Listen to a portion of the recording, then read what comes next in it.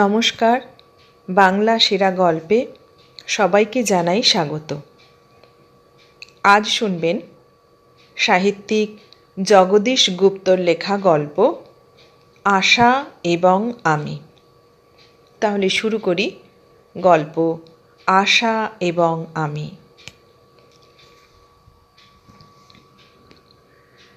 পাশের বাড়ির ষোড়শী কুমারী শ্রীমতী আশাকে আমি শ্রী বিভূতি একেবারে নিজস্ব করিয়া পাইতে চাই। বিবাহ হইতে পারে না, তবু চাই। বিবাহ তো সেই ব্যাপারই। বিবাহ একটি নারী এবং একটি পুরুষকে পরস্পরের একেবারে নিজস্ব করিয়া পাওয়াইয়া দেয়। আশা আমার প্রতিবেশিনী, আর খুব নিকটে সে বাস করে, কিন্তু কেবল ওই অবারিত অবস্থিতির সুযোগই আমার এই পাইতে চাওয়ার কারণ নয়। কারণ এই যে আশার সঙ্গে দৃষ্টিতে দৃষ্টি নিবদ্ধ হইয়া এবং পুনঃ পুনঃ সপ্রীতি আর সম্মতিসূচক দৃষ্টি বিনিময়ের পর আমার জ্ঞাননেত্র উন্মীলিত, ভবিষ্যৎ অন্তহীন ও প্রজ্জ্বল, আর চিন্তারাজ্য সুসংবদ্ধ ভাবগৌরবে অভূতপূর্বভাবে সমৃদ্ধ হইয়াছে।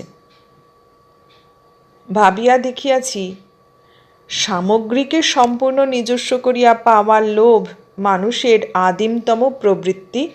মানুষের মনে চিরকাল তা দুর্বার হইয়া অবস্থান করে।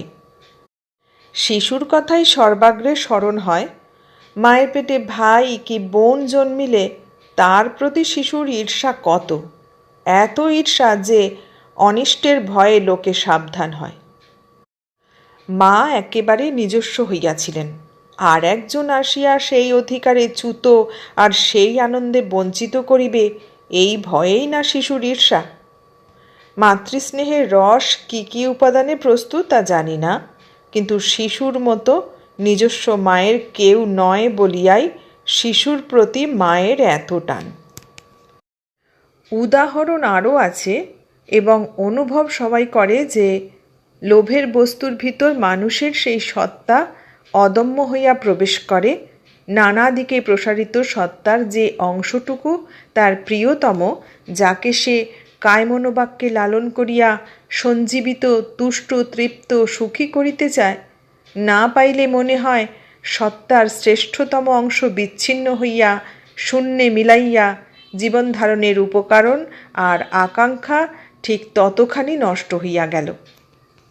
এ সংসার ভোজবাজি, মায়ার খেলা, দারাপুত্র পরিবার কেউ কারো নয় ইত্যাদি খেদের মূলেই আছে এ অনুভূতি যে নিজস্ব কিছুই হয় নাই, সত্তার তৃষ্ণা নিবারিত হয় নাই, বঞ্চিত হইয়াছি। অতএব কেউ কাহারও নহে, আসল বস্তু কিছুই নাই।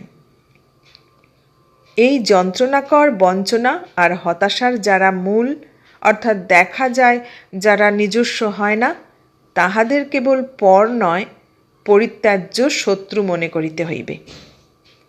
কিন্তু সাধারণত কেউ তা করে না। উপরন্তু নিজস্ব পাওয়ার লোভ দমন করিতে না পারিয়া লোকে খুনোখুনি করে, বাধায় যুদ্ধ। এই সব চিন্তা অকাট্য হইয়া আমার মনে জাগে। চিন্তাগুলিকে আমি ভালোবাসি।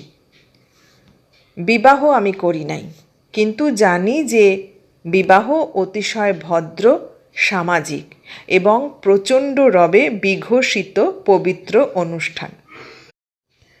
কিন্তু ইহাও জানি যে মূল ইচ্ছাটা ধর্মপালন নয়, নিজস্ব করিয়া পাওয়ার। সবাই জানে যে নিজস্ব করিবার উদ্যমের নামই প্রেমাকাঙ্ক্ষা, নিজস্ব হইয়া থাকার নামই দাম্পত্য ধর্ম পালন, এবং নিজস্ব করিয়া পাইবার পর আচরণের বাহিরের পিঠটা মার্জিত রাখিতে পারিলেই লোকে দেখে প্রণয় হইতে দ্যুতি নির্গত হইয়া স্বর্গাভিমুখে ছুটিতেছে। কিন্তু তর্কাতীত অব্যর্থ কথা এই যে আশার প্রতি অঙ্গের জন্য আমার প্রতি অঙ্গ কাঁদিতেছে। কেবল কাঁদিতেছে বলিলে সত্যের অপলাপ করা হয়।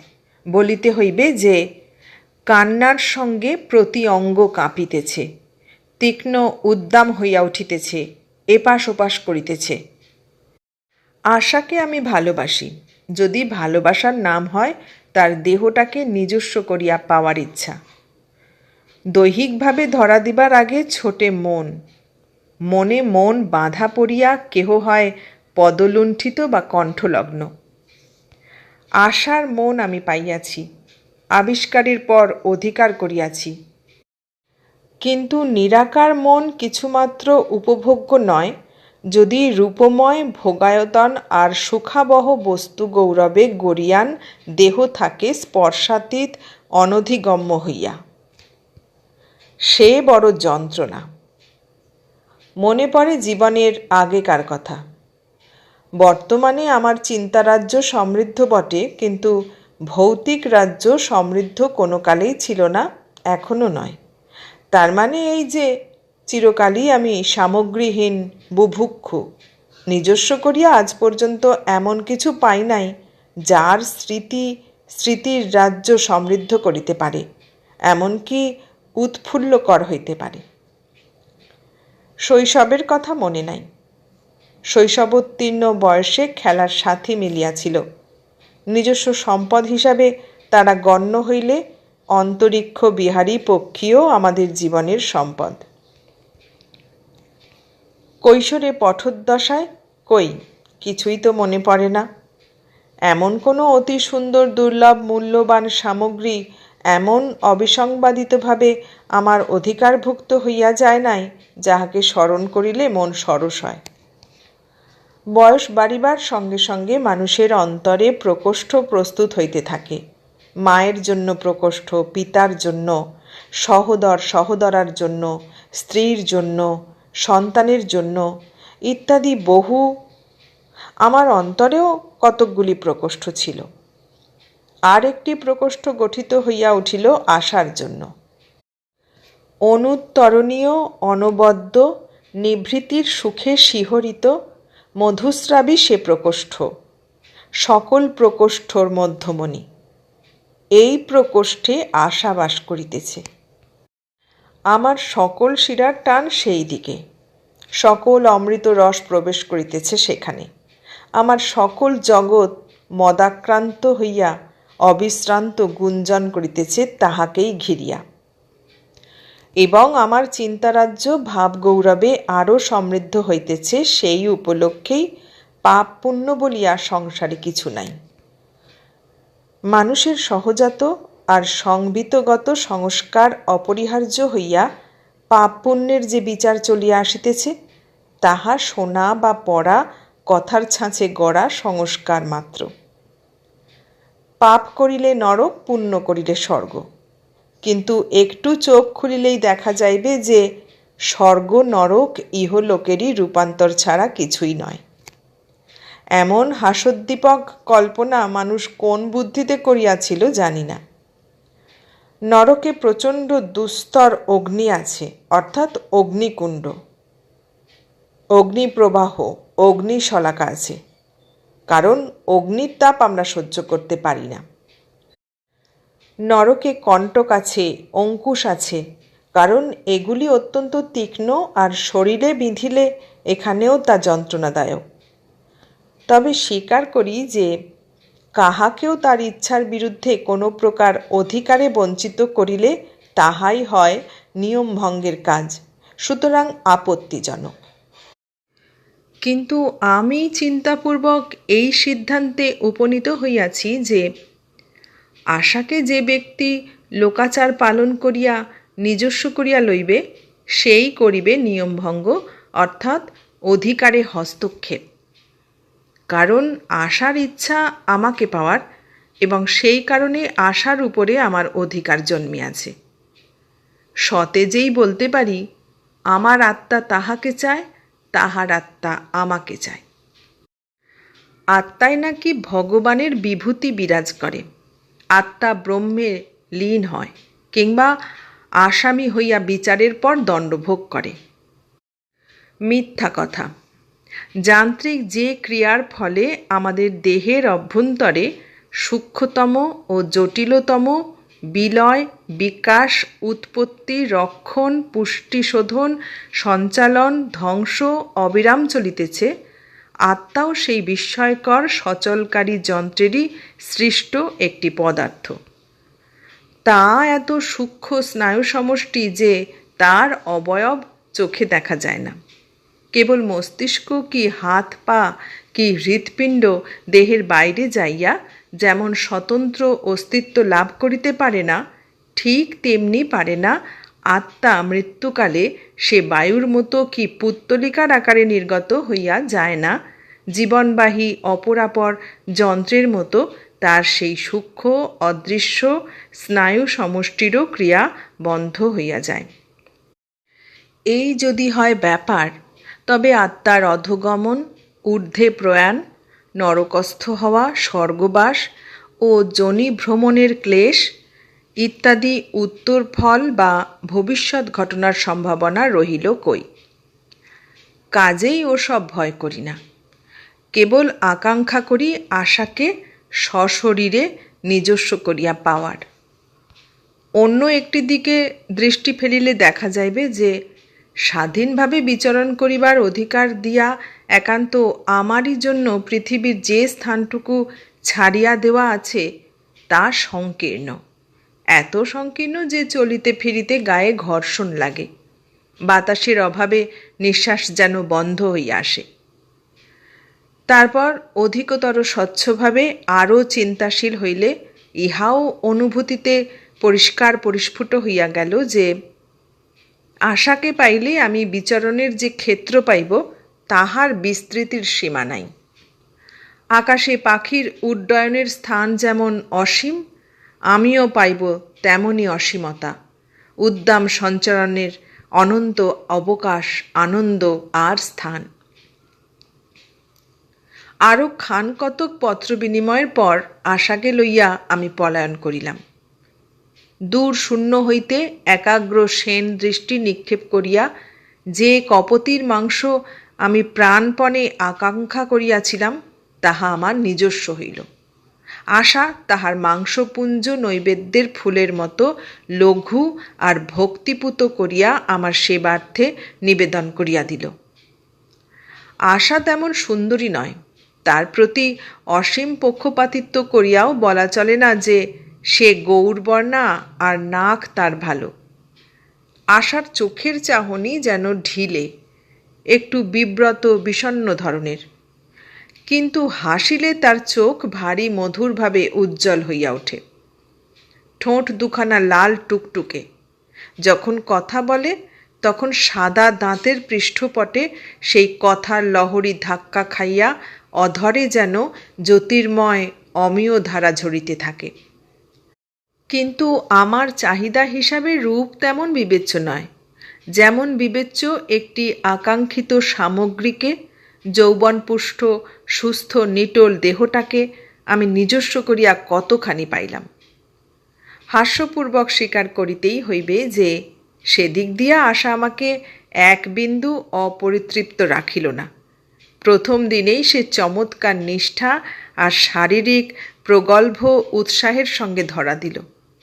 আমার মাংসলোলুপ আর বহুদিনের ক্ষুধাপীড়িত মনের সে ক্ষিপ্ত উল্লাস আর উৎক্ষেপের তাড়নায় পৃথিবী যেন শিবের তাণ্ডবে অন্ধকার হইয়া গেল, চৈতন্যে আগুন ধরিয়া গেল যেন। যেমন করিয়া ইক্ষুর রস মুচড়াইয়া বাহির করা হয়, তেমনি করিয়া জীবনের সবটুকু রস নিংড়াইয়া উপভোগ করিতে লাগিলাম। আশাও তৃপ্ত দানশীল হইয়া আমাকে মুহুর্মুহু ঝলকে ঝলকে অমৃত পান করাইয়া অজ্ঞান সমাধির পর যেন অমরত্ব দান করিল। কিন্তু আমার চিত্ত যে এমন অব্যবস্থিত তাহা ঘুণাক্ষরেও জানিতাম না। সকালবেলা উঠিয়া দেখিলাম রাত্রির জাগরণ আর অপরিমেয় উৎসবের পর সম্মুখে আতশবাজির ছাই ছাড়া কিছুই নাই। অর্থাৎ সকালবেলা উঠিয়াই আশার দিকে তাকাইয়া আমার মনে হইল বহু পূর্বেই জ্বলন্ত ইন্ধনে ভস্মসাৎ হইয়া কতকাল যে এই নারী আমার সঙ্গে রহিয়াছে তাহা যেন মনে করিতেই পারি না। এ অতি পুরাতন। ইহাকে নিজস্ব করিবার উদ্দামতা একেবারে শান্ত নিমজ্জিত হইয়া গেছে, এবং আমার নিজস্ব হইয়া আমাকে যা দান করিবার ছিল তাহা নিংড়াইয়া নিঃশেষে দান করিয়া এ নিঃস্ব অসার অপ্রয়োজনীয় হইয়া গিয়াছে। মনে হইতেই ভারী চমকিয়া উঠিলাম। কৈফিয়ত স্বরূপে বলিতে পারা যায়, দূরবর্তিনী আশা যে স্বপ্নের সৃষ্টি করিত, সে স্বপ্ন আর স্বপ্ন নয়, এখন জাগ্রত জগতের মূর্তিমান ব্যাপার। বাতায়নে সার্সির কাঁচের ওপিঠে দাঁড়াইয়া, অর্থাৎ একটা অজ্ঞাত লোক হইতে যে ইন্দ্রজাল বিস্তার করিয়া কল্পনার কারুকার্য বিশিষ্ট অপ্সরীর মতো আশা দুর্বার হইয়া আমাকে আকর্ষণ করিত, ইন্দ্রজালের সে চাতুরী, কারুকার্য, কুহেলিকা আর চঞ্চল মায়া এখন বিতৃষ্ণাজনক আর কুরূপ স্থূল শরীরে সামনে দাঁড়াইয়া আছে। নাসিকা কুঞ্চিত হইয়া উঠিল। কিন্তু আমার মন আমি জানি, তাই তো সব নয়। সামগ্রীকে নিজস্ব করিবার আকাঙ্ক্ষা মানুষের পক্ষে কেমন স্বাভাবিক, তাহা প্রাঞ্জল ভাষায় পূর্বেই ব্যক্ত এবং ব্যাখ্যা করিয়াছি। কিন্তু তখন বলি নাই যে মানুষের মনের গতি স্বাভাবিকভাবেই যেমন জীর্ণ সংস্কারের দিকে, তেমনি নূতনের দিকেও থাকে। নিজস্ব করিয়া পাওয়ার মতো সামগ্রীকে পুরাতন মনে হইলে তাহাকে ত্যাগ করিয়া নিত্য নূতন সামগ্রী পাওয়ার আকাঙ্ক্ষাও মানুষের কম প্রবল নয়। মনে মনে অবহিত হইয়া একটুখানি চেষ্টা করিলেই যে কোনো ব্যক্তি হৃদয়ঙ্গম করিতে পারিবেন যে শৈশব হইতেই মানুষ নিত্য নূতন পাওয়ার লোভে অস্থির আর অভ্যস্ত হইয়া থাকে। নূতন নূতন খেলনা পাইবার বায়না হইতে শুরু করিয়া পুরাতন বই টান মারিয়া ফেলিয়া দিয়া নূতন বই কিনিবার আনন্দ আমাদের মনে নাই কি? ছেলেবেলাকার নূতন কাপড় পাওয়ার আনন্দ নূতন কাপড় পরিলেই এখনও যেন জাগে, অভ্যাসটা যায় না, থাকেই। সেই শৈশবাগত অভ্যাসের বশেই মানুষ বেশি দামি জিনিস, যা অকেজো হয় নাই, তার বদলে অল্প দামের নূতন জিনিস আহরণ করিতে পারে। রং লাগাইয়া পুরাতনকে নূতন করে। নূতন নূতন অলঙ্কারে আর বস্ত্রে পুরুষ নারীকে সজ্জিত করে নূতন বস্তু পাইবার আকাঙ্ক্ষাকে তৃপ্ত না হোক দমন করিবার অভিপ্রায়ে সন্তান জন্মিলে স্ত্রীর প্রতি প্রণয় গাঢ়তর হয়, পুরুষ নূতন করিয়া আসক্ত হয় স্ত্রীকে নূতন পরিবেশের অভ্যন্তরে নূতন রূপে পাইয়া। এই কথাগুলি মিথ্যা বলিয়া কেহ অস্বীকার করিলেই মিথ্যা হইয়া যাইবে না। কিন্তু আশা একদিনেই পুরাতন হইয়া উঠিবে এবং তাহাকে লইয়া সীমাহীন উন্মুক্ত বিশ্বভবনে বিহার আর বিচরণ করিবার উগ্র উষ্ণ দুর্দান্ত ইচ্ছা একদিনেই এমন নিস্তেজ শীতল হইয়া যাইবে, তাহা স্বপ্নেও ভাবিতে পারি নাই। ভাবিতে যখন পারিলাম তখন বিস্ময়ের সীমা রহিল না। আমরা আষ্টে পৃষ্ঠে বাঁধা এমনই অভ্যাসের দাস। কিন্তু আশাও বড় বেশি গা ঘেঁষা, স্পর্শ ত্যাগ করিতে সে কিছুতেই দিবে না। আমার গা নড়িলেই যেন আঁতকাইয়া ওঠে, বলে, ও কি উঠছ যে? বলি, উঠছি নে। ঠেলিয়া যদি উঠিতে চাই তবে দু হাতে জড়াইয়া ধরিয়া আর্তস্বরে বলে, কোথায় চললে? এখানেই আছি, যাব না কোথাও। তারপর আশার আর্ততা দেখিয়া নিবিড় একটা মমতা জন্মে। ঢোক গিলিয়া বলি, তোমাকে পেলাম আশা। আশা যেন ধন্য হইয়া যায়, উদ্বেল আনন্দে বিস্ফারিত হইয়া বলে, আমিও তোমাকে পেলাম, তুমি আর আমি। যেন দুনিয়ায় কোথায় আর এমন কেউ নাই যাহাকে আশা আর আমি চাই। আমরা দুটিতে মিলিয়া একটি সত্তা। আশাকে আমার মিষ্ট লাগে, হঠাৎ একটু যেন নূতন করিয়া তাহাকে পাই। পূর্বেই বলিয়াছি, আশাকে লইয়া পলায়ন করিবার পূর্বে আমার খুব প্রাণপ্রদ সতেজ উৎসাহের সহিত মনে হইত, এই বিপুল বিশ্বে স্বাধীন আনন্দে নৃত্য করিয়া বিচরণ করিব আশা আর আমি। সেও যে মনে মনে অত ব্যাপক আর প্রগাঢ় কল্পনা করিয়া বসিয়া আছে তাহা জানিতাম না। তার মুখে তুমি আর আমি শুনিয়া ভারী মুগ্ধ হইলাম।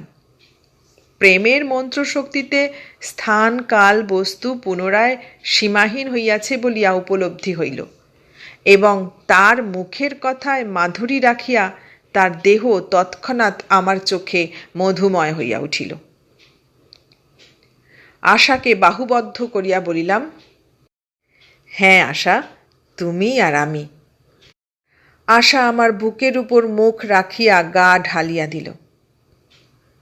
বৈকালে বলিলাম, আশা চলো বেরিয়ে আসি। প্রস্তাবটা ভয়ঙ্কর বা উত্তেজনাপূর্ণ কিছু নয়, কিন্তু আশা চমকিয়া উঠিল, বলিল, কোথায়? এই রাস্তায়। যদি তুমি হারিয়ে যাও? বলিয়া আশা অত্যন্ত ভীত দৃষ্টিতে আমার মুখের দিকে তাকাইয়া রহিল। রকম দেখিয়া হাসিয়া ফেলিলাম। বলিলাম, না না, হারাবো কেন, পাশাপাশি চলব দুজনে। চলো বলিয়া আশা প্রস্তুত হইতে লাগিল। রাস্তায় বাহির হইয়া কিন্তু ভারী বিড়ম্বনায় পড়িলাম। বলিয়াছিলাম, দুজনা পাশাপাশি চলিব, তাহা হইলেই হারাইবার ভয় থাকিবে না। কিন্তু কাজে কর্মে দেখিলাম কেবল পাশাপাশি চলিয়া আশা নিশ্চিন্ত নয়, সে আমার হাত ধরিতে চায়, জামা চাপিয়া ধরিয়া আমাকে আটকাইয়া রাখিতে চায়। তার হাত ছাড়াইয়া দিতে দিতে চলিলাম। বলিলাম, হাত ধরো না, জামাও ধরো না, লোকে তাকিয়ে দেখে হাসছে যে। আশা বলিল, তা হাসুক, হাসলো তো বয়ে গেল, হারিয়ে গেলে এনে দেবে তারা? কথা কহিলাম না। নিঃশব্দে চলিতে চলিতে এক সময় জিজ্ঞাসা করিলাম, তুমি তো তাকিয়ে কিছুই দেখছো না আশা? কত নতুন নতুন ভালো ভালো জিনিস রাস্তার দুধারে, ঘন ঘন আমার মুখের দিকে তাকিয়ে কি দেখছো? দেখছি বই কি দোকানের জিনিস। কিছু জিজ্ঞাসা করছি নে, তুমি যদি বিরক্ত হও। কিছু নেবে না? কি নেব? কত জিনিস, কত দোকান, কিছু কিনতে ইচ্ছে হয়তো, বলো। হুম, তুমি আরও সরে এসো আমার কাছে। আমাদের ভেতর দিয়ে কাউকে যেতে দিও না, আমার ভারী গোলমাল লাগে, এত লোক এখানে। আশার ইচ্ছা পালন করিলাম।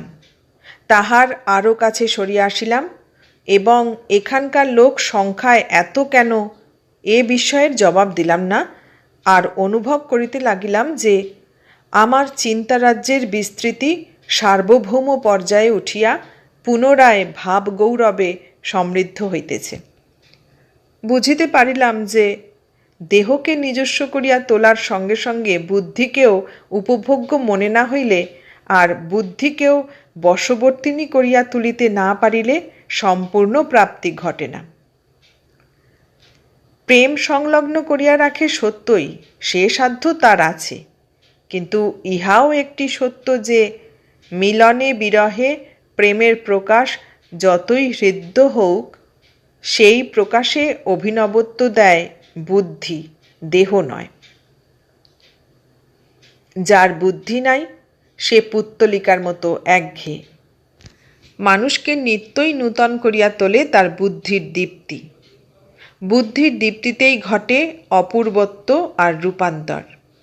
অপূর্ব রূপান্তর দেখিয়া জাগে বিস্ময় আর নিমেষে নিমেষে নূতন করিয়া পাওয়ার উল্লাস। তার কৌতুক আর সত্তা ঝকমক করে বুদ্ধির দীপ্তিতেই। আসে রসজ্ঞান এবং আলাপ পরিবেশিত হয় রসপূর্ণ হইয়া। আরও বুঝিলাম যে পৃথিবী এখনও নিরস হইয়া পুরুষের পক্ষে বাসের অযোগ্য হয় নাই। নারীর ক্ষুরোধার বুদ্ধি আছে বলিয়া, আর বুদ্ধি দিয়া নিজেকে সে সতর্ক, শানিত, স্বতন্ত্র আর সজ্জিত করিয়া রাখে বলিয়া। কিন্তু আশার কেবল দেহই আছে, আর কিছুই নাই। খালি দেহকে অবলম্বন করিয়া মানুষ তিষ্ঠিতে পারে কতক্ষণ? আশাকে লইয়া পথে পথে প্রমোদ ভ্রমণ শেষ হইল, এবং তাহাকে লইয়া যখন বাসস্থানে ফিরিলাম, তখন মনে মনে আমি তাহাকে 14 আনা ত্যাগ করিয়াছি। উড্ডয়নশীল মন ভারাক্রান্ত হইয়া পাখা গুটাইতে বাধ্য হইয়াছে। পৃথিবীকে আশার দেহের সৌষ্ঠবে নবীন আর শ্রীযুক্ত, আর দেহের আলোকে উৎফুল্ল উজ্জ্বল অন্তহীন আকাশ মনে হইতেছে না। তখন আশাকে মনে হইতেছে পিঞ্জর, আর নিজেকে মনে হইতেছে সেই পিঞ্জরে বন্দী। কাল রাত্রে বসিয়া বসিয়া শুইয়া শুইয়া আশার সঙ্গে যত গল্প করিয়াছিলাম তাহার ইয়ত্তা কোনো দিনই করিতে পারিব না। নেশার ঘরে সেই অনর্গল আলাপ আর আশার অর্ধোচ্চারিত কথা এত মধুর, এমন নূতন, এমনই প্রাণময় মনে হইয়াছিল যে নিজেরই দিক ঠিক রাখিতে পারি নাই। কৃতার্থতায় আর তৃপ্তিতে 100 বার মনে হইয়াছিল, পৃথিবীতে যদি কেহ সুখী থাকে তবে সে আমি। কিন্তু আজই একটি অহোরাত্রেই পৃথিবী যেন পার্শ্ব পরিবর্তন করিয়া একটি জনমানবহীন শুষ্ক প্রান্তর সম্মুখে উদ্ঘাটিত করিয়া দিল। মনে হইল ভুল করিয়াছি। ভাবিয়াছিলাম আশাকে লইয়া সংসারের বৃন্দচ্যুত হইতে পারিলেই নিঃশ্বাস রোধকর সংকীর্ণ স্থানের ভিতর হইতে মুক্তি পাইয়া অসীম নভমণ্ডলের অধিবাসী হইব। কিন্তু এখন মনে হইতে লাগিল এই জীবনই সংকীর্ণ, এত সংকীর্ণ যে মুখখানা রাখিবার স্থান নাই। সেই জীবনই ছিল অবাধ, অসংকোচ, প্রফুল্ল।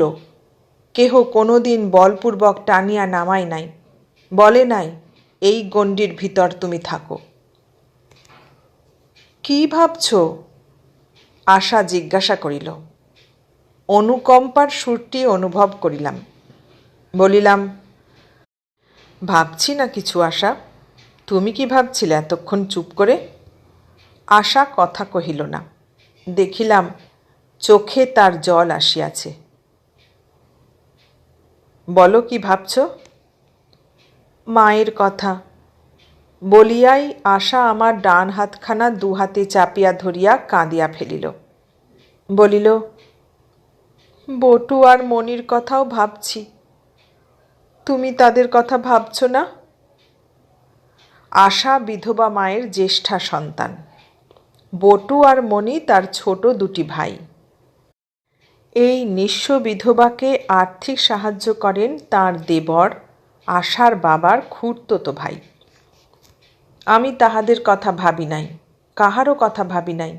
উন্মত্ত হইয়া কেবল ভাবিয়াছিলাম আশার কথা আর তার প্রণয়রূপে নিজের কথা।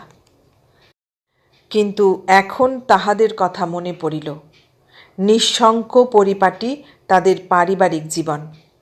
ক্ষুদ্র পরিধির ভিতরেই তারা অম্লান স্বচ্ছন্দ চিত্তে বিচরণ করে। তারাও ছিল আমার জীবনকে প্রসারিত স্নিগ্ধ করিবার সামগ্রী। আশা তার মা আর বটু আর মনির সহিত যোগদান করিয়াই আমার জীবন প্রদীপ প্রদীপ্ত করিয়া তুলিত। তা মনে পড়িল আর নিঃশ্বাস পড়িল। কিন্তু আশাকে নিজস্ব করিয়া আনিয়া তাহাদের সঙ্গে রসবাহী নারীর যোগ ছিন্ন করিয়া দিয়াছি। আত্মার আলিঙ্গনের মধ্যে আর আত্মাকে ক্রীড়াশীল করিয়া অসীমের দিকে তরঙ্গায়িত করিতে আপনার জনবলিতে যে যেখানে নিযুক্ত ছিল সবাইকে ত্যাগ করিয়া বৃক্ষজননীর আশ্রয়ভ্রষ্ট ফলের মতো অধোগামী হইয়াছি।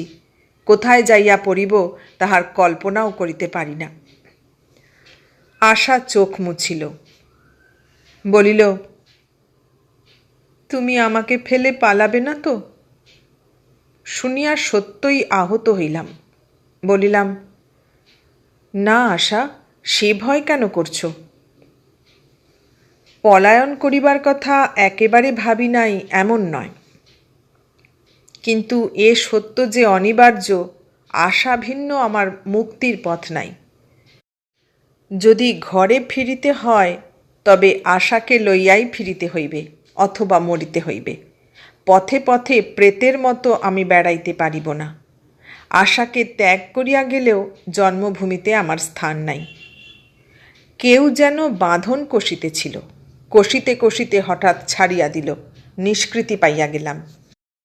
আনন্দে উৎক্ষিপ্ত হইয়া আশাকে 2 হাতে জড়াইয়া ধরিলাম। তার দেহকে নয়, দেহের অবলম্বনে আর স্পর্শে তার আত্মাকে। সেখানেই শান্তির একটা শুদ্ধ রূপ চোখে পড়িল। বলিলাম, তুমি মায়ের কাছে যেতে চাও আশা? শুনিয়া আশা ভয়ে যেন শুকাইয়া উঠিল। বলিল, কিন্তু তুমি? বুকটা ধক করিয়া উঠিল। আশা একমাত্র আমাকেই সর্বাগ্রগণ্য, অত্যাজ্য আর উপাস্য করিয়া রাখিয়াছে। মন গলিয়া যেন কণ্ঠ অবধি হিল্লোলিত হইয়া উঠিল। আশার বুদ্ধি নাই, রূপ নাই, কিন্তু ভুল নাই যে সে আমারই ভিতর নিজেকে নিমজ্জিত, মিশ্রিত, বিলুপ্ত করিয়া দিয়াছে। তার নির্মল প্রাণের এই সুকোমল সাধুতা আমাকে বিহ্বল করিয়া দিল। বলিলাম, আমিও যাব। তা কি হয়? হয় আশা, বিয়ে করলেই হয়। তা কেমন করে হবে? আমরা যে এক জাত নই। তা নাই বা হলাম, তবে তাই করো। সে রাত্রে আশা অসীম মুক্তির মাঝে নূতনতর রূপ ধারণ করিয়া আবার আমার নিজস্ব হইল। এতক্ষণ শুনলেন সাহিত্যিক জগদীশ গুপ্তর লেখা গল্প আশা এবং আমি। কেমন লাগলো গল্পটা? ভালো লাগলে লাইক, কমেন্ট, শেয়ার করবেন। আর নতুন বন্ধু হলে সাবস্ক্রাইব করার অনুরোধ রইল। সবাইকে অনেক ধন্যবাদ জানিয়ে আজ এখানেই শেষ করলাম।